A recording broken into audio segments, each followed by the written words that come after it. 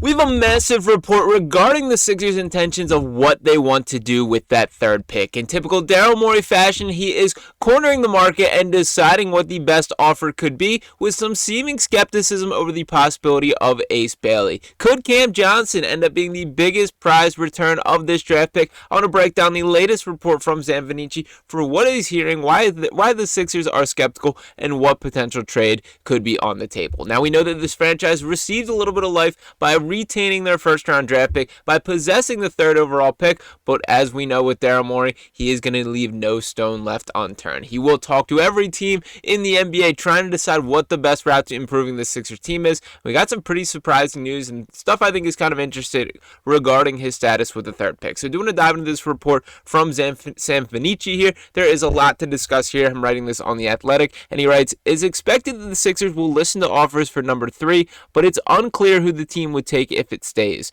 Rutgers Bailey has been seen as the biggest upside swing, and he fills the theoretical position of need for Philly as a big wing. But he's also viewed as more of a project by scouts and executives, and this Sixers front office likely needs to win next year to keep its jobs. I've also gotten a wider sense of appreciation from NBA front offices for Edgecombe than Bailey. Morey and company also typically care about how players perform in pre-draft analytics models, and Ace Bailey's performance in those is not particularly strong because of his inefficiency, unwillingness to pass, and starkly negative assist to turnover rate.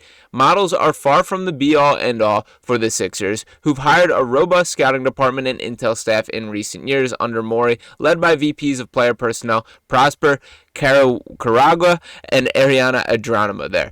But if they end up keeping the pick, I'm not convinced that Bailey will be their guy. Now, there's a lot more that I do want to dive into in this report, but to address this head on here, that is sort of the root of the skepticism with Ace Bailey, is he's not a quote-unquote Daryl Morey guy. That when you think of what appeals to Daryl, he is a guy that likes these stat sheet stuffers. That I know James Harden is a clear-cut example of a guy that he clearly believed in to the fullest extent and frankly got a decent return on his investment when thinking about what he brought to the franchise, both in Houston and here in Philadelphia. Now, I understand it is not the championship aspirations that are so clearly on the table, but when you think about what James Harden brings to the team, yes, he is a clear-cut, a guy that will lead the league in scoring and has under a Daryl Morey tenure and in a Rockets uniform, but he's also a guy that is adding 5-6 rebounds, that can pop off for 12, 13, 15, 18 assists on any given game, and those do tend to be the guys that Morey is attracted to, particularly from Ace Bailey's perspective here. He is a guy that is a bit of a shot chucker, a guy that I will dive a little bit deeper into my personal scouting report and my belief on why some of this I think is misguided, but do want to continue on with what is said by Vanici in this article here. So to go to part 2 of this report here, he writes, ultimately, I wonder if the best option might be to see if there is a team that wants to jump ahead of the Charlotte Hornets, Utah Jazz, and New Orleans to take a flyer on Bailey or Edgecombe. For instance, would Brooklyn look to a deal in the ballpark of Cam Johnson, number 19, and number 27, for Kelly Oubre Jr., Andre Drummond, and number 3? Such a deal would allow the Nets to potentially get the upside swing at 3, keep the number 8, and still have another late first-round pick to accumulate talent. For the Sixers, they'd get a player who helps them a lot in the next 2 years in Johnson. Then they'd get two late flyer first this year and still be able to potentially get a wing, say Nick Clifford, who I love, by the way, Liam McNeely, Noah Penda, or Will Riley at number 19. And a backup big man, maybe Ryan Kalkbrenner at number 27, to fill out a lot of holes in the roster. And to elaborate this on a little farther, the deal also is just about cash neutral if you throw in a swap of Eric Gordon to the Nets and Drew Timme to the Sixers, while also accounting for the cost difference between the $11.1 million that the number 3 pick will be owed at 120% of the rookie scale, and the combined $6.6 million that the number 19 and number 27 picks would be owed. Such a deal would keep the Sixers at about $22 million away from the second apron, allowing them to re-sign Grimes and still potentially have enough space to try to use the taxpayer mid-level exception to keep Gershon Yabusele. That would mean a 7-player core of Maxey, Grimes, George, Johnson, Embiid, McCain, and Yabusele. Hopefully, the Sixers could count on minutes from a backup rookie center or Adem Bona, use Jared Butler as their 4th guard, and then use Justin Edwards and or the rookie wing to eat up some minutes. Ultimately, everything for the Sixers depends on Embiid's health, but that's a formidable team if he gets back. Now, I want to start here with this concept of this 2 timelines things. We've talked a lot about this, how the Sixers have the potential to do this. We obviously know that there are the win now pieces in place. Theoretically, if Joel Embiid and Paul George can return to form, that is the starting point of a contender. But we also have this other timeline of the future with guys like Jared McCain and Tyrese Maxey. I've seen a lot of skepticism about this kind of two timeline plans, and the clear-cut example of a team that tried to do this and failed is the Golden State Warriors. They obviously had that one down season where they landed the number 2 overall pick, that they've been contending. They have 4 championship rings to their name, but they did try to extend this era. What I want to make abundantly clear, it was not a philosophical thing for why it did not work. Why it did not work is they drafted James Wiseman number 2 overall, and that guy frankly is not an NBA player and never truly was. That I remember even thinking back to the time, if you want to follow Wiseman's sort of trajectory here, you can squint at him and see the model that he is 7'2", can move incredibly well around the floor there, but he played like 20 high school games, only played a handful of college games before he was ruled ineligible for off the court stuff. There was never a clear sample size of who that guy could be as an NBA player, and that is why that plan went south. I don't think that this two timeline plan can't work. I do think that it was executed poorly in the Golden State Warriors instance, and that's the real mistake that the Sixers should be looking at avoiding. Now, the biggest prize of this return would absolutely be Cam Johnson here. Now, to address who Cam Johnson is as a basketball player, he's coming off a season with the Brooklyn Nets where he averaged 18.8 points per game, 4.3 rebounds, 3.4 assists, shot 47.5% from the floor, 39% from 3. He's real deal 6'8", still 29 years old, shot 44.8% from the corner. I like Cam Johnson quite a bit, and that is a starting point that can get me fired up a little bit here. Now, this trade as a whole is not something that one for one I would accept I'm in on. Frankly, I think there's a lot of value in making sure that you do make a selection, and even if they do want to do a dance to move around this draft, to slide down a couple spots, if they are not sold on Ace Bailey, I got to walk away with some sort of young talent here. And I understand in this principle that you are getting 2 late swings in the first round pick, but I feel really strongly that it would be a mistake by the Sixers team if you do not walk away with a guy that could be a potential third piece to the next generation of Jared McCain and Tyrese Maxey there.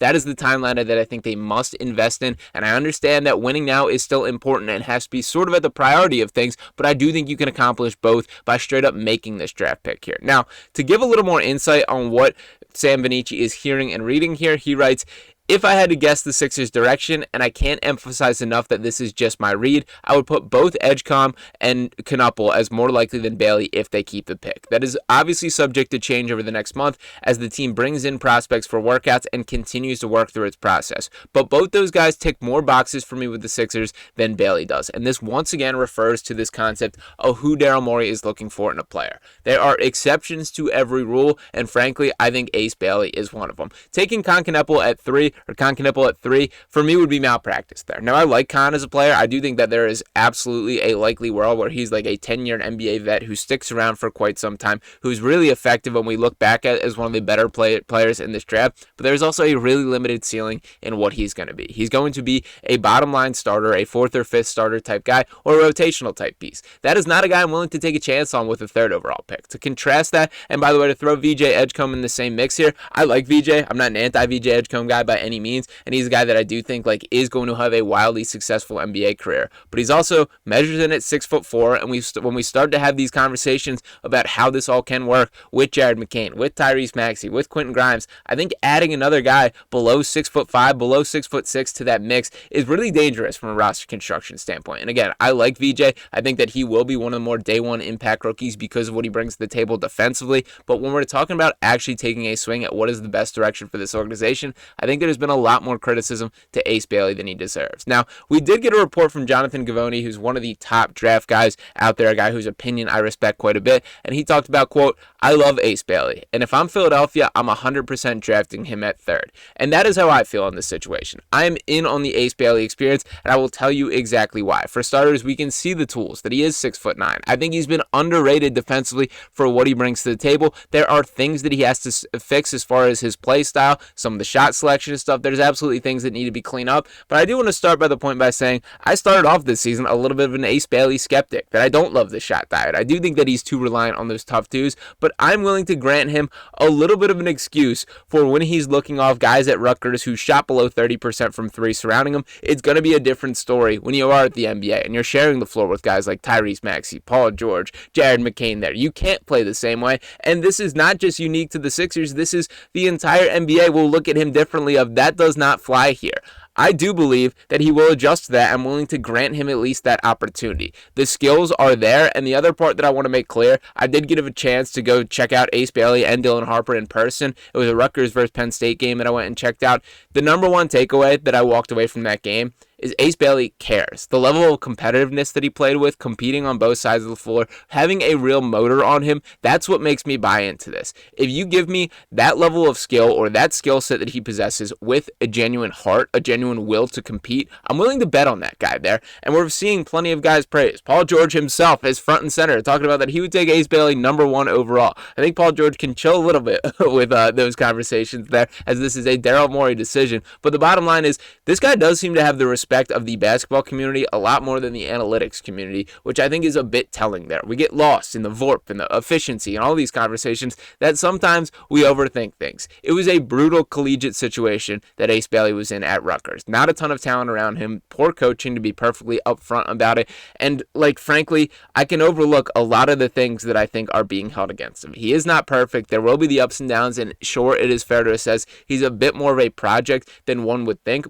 or one would hope, based on the state of this team, but him as a project is still a guy that can contribute from day one. That I think probably the best case scenario for Ace is to be put in a structured environment where you're not asked to go do everything from day one, as could be the case if you're landing on one of these Washington Wizards or Charlotte Hornets or Utah Jazz type teams where you can play through mistakes. I think when you are able to follow guys like Paul George and learn your role a little bit and then gradually get more and more put on his plate, that is probably the best pathway to his development, and that's exactly what the Sixers can provide here. So we're going to hear a lot more about this. I'm not entirely out on this concept of this trade if we're talking about that, but to take a look at the draft order as a whole, and we're talking about this from the Nets perspective here, you're going to probably have to toss me that 8th pick. That I don't think I'm willing to move out of the top 10 for the Sixers specifically here. I want to walk away with a player that can be a part of this trio with Jared McCain and Tyrese Maxey for the foreseeable future. So still a lot more to unfold, but I did think that was a really interesting article from Zanfanici here, and a little telling